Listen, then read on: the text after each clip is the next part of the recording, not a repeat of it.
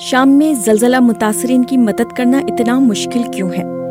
یہاں تقریباً 12 سال سے خانہ جنگی چل رہی ہے۔ شام کے مختلف علاقوں میں مختلف مسلح گروپس کا قبضہ ہے، خاص طور پر شمالی علاقے جو ترکی کی سرحد پر ہیں۔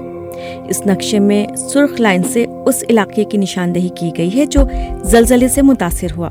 یہ شام ہے۔ اسد کی حکومت جنوب میں جامنی رنگ کے علاقے کا انتظام سنبھالتی ہے۔ ترکی اور اس کے مقامی حمایتی شمال میں گہرے سرخ رنگ میں دکھائے گئے علاقے کو کنٹرول کرتے ہیں۔ سبز رنگ میں نظر آنے والے مشرقی علاقے کرد حمایت یافتہ فورسز کے زیر کنٹرول ہیں۔ اورنج رنگ میں نظر آنے والا مغربی علاقہ ادلب ہے جو جہادی فورسز اور باغیوں کے زیر قبضہ ہے اور سب سے زیادہ متاثر ہوا ہے۔ روس کی حمایت یافتہ حکومتی فوج نے سب سے بڑے شہر حلب پر ایک خونریز لڑائی کے بعد اسے دوبارہ کنٹرول کر لیا ہے، جس کے بعد ہزاروں جنگجو اور شہریوں نے ادلب کا رخ کیا ہے جہاں باغیوں کا قبضہ سب سے مضبوط ہے۔ ادلب میں اس وقت کوئی عملی حکومت نہیں ہے، جس کی وجہ سے زلزلوں میں بچ جانے والوں کی تلاش کا کام مختلف رضاکار گروپس کر رہے ہیں، جبکہ حکومت کے زیر قبضہ علاقوں میں بھی کافی مشکلات کا سامنا ہے۔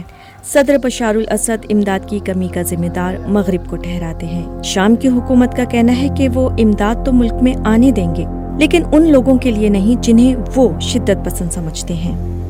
سعودی عرب کی جانب سے کچھ امداد تو پہنچی ہے اور اقوام متحدہ نے بھی کہا ہے کہ شام کے صدر امداد کے لیے مزید سرحدیں کھولنے کے لیے تیار ہیں۔